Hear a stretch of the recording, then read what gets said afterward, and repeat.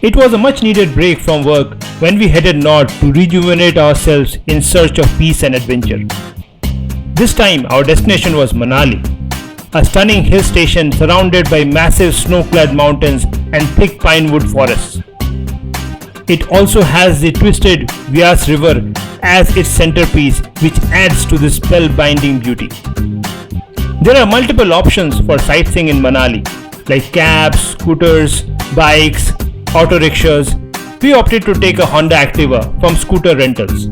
Details of scooter rental is mentioned in the description box of this video.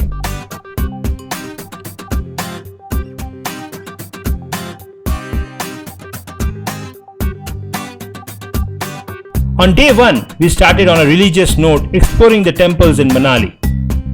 First stop, the famous Hidimba temple. Surrounded by the towering cedar forest lies the 15th century Hidimba temple, which was built to honor Hidimba Devi, the wife of Bhim from Mahabharata.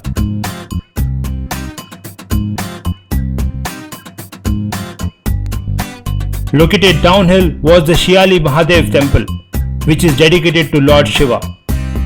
This temple has a beautiful architecture with a stunning backdrop. The next temple on our list was Manu temple, which has great historic and religious significance. The temple is dedicated to Sadhu Manu. From here we went straight to Vashist Hot springs.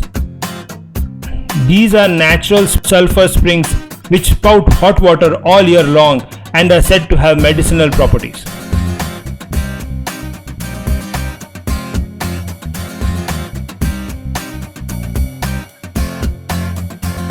Day 2 was our adventure day, so we headed towards Solang Valley. It is popular for adventure activities like skiing, trekking, zorbing, paragliding and many more. Our primary goal was to do paragliding. Remember to do a weather check before visiting, as wind plays a crucial role in paragliding. Solang is also best known for its awe-inspiring views and stunning natural escapades. You can check out our paragliding video in the description below. We completed our activity by noon, and after having a delicious meal, we proceeded towards Gulaba. On the way, we stopped at the enchanting Rahala Falls, situated at an altitude of 2,500 meters above the plains.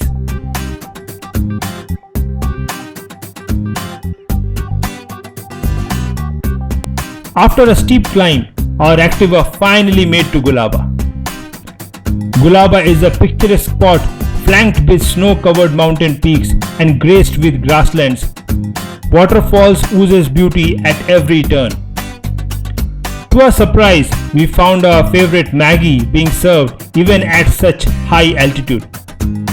Well, we could not resist our temptation and took a 2-minute Maggie break. Ahead of Gulaba is Rothang, which was closed in April. Locals informed the way opens only in May or in June after the snow melts. So if you want to visit Rothang, plan accordingly.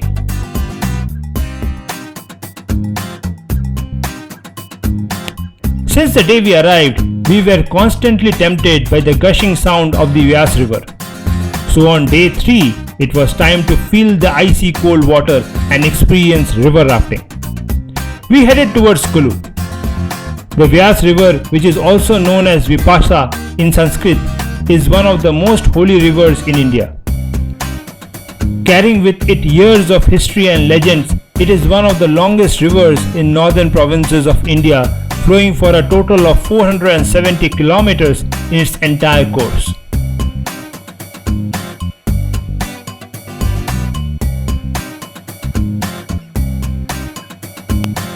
On the way towards Kulu, you will find multiple counters for rafting. A full raft typically ranges from 1,000 to 2,000 rupees.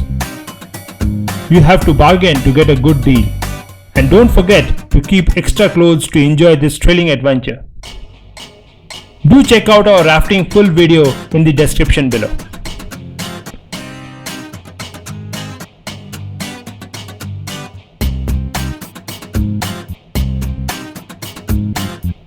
Now it was time to grab some lunch, and a restaurant which deserved a place on our checklist was the famous Beas River banks.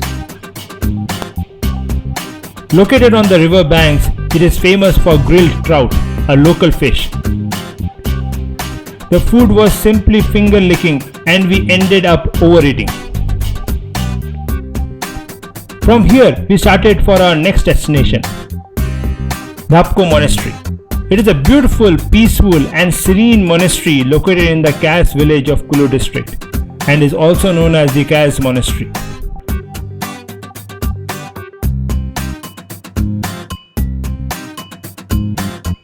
Next stop was Naggar Castle.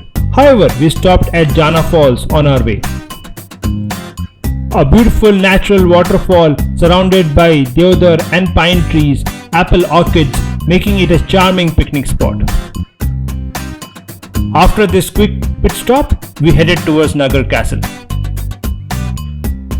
Naggar Castle is a medieval stone and a wood castle which was once the seat to the king of Kulu and is now a popular hotel.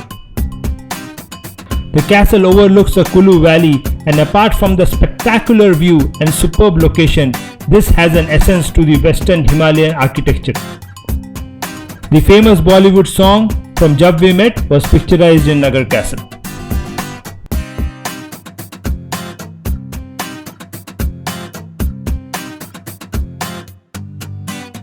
Day 3 was quite a big one, and we went to bed early to relax ourselves after a long, tiring but a satisfying day.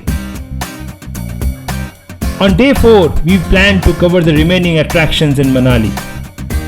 Built in 1960, Thekchhokling Gompa is renowned Buddhist monastery that attracts countless tourists from all corners of India. Inside the Gompa, you will find a large image of Buddha and exquisite murals. Another beautiful monastery located just nearby is the Himalayan Nyingamapa Gompa. Though small in area, it has beautifully decorated interiors along with an impressive statue of Lord Buddha. Near the banks of the Beas River lies one Vihar, a municipal garden. We had a peaceful and relaxed time amongst the giant deodar trees and doing boating around the small pond.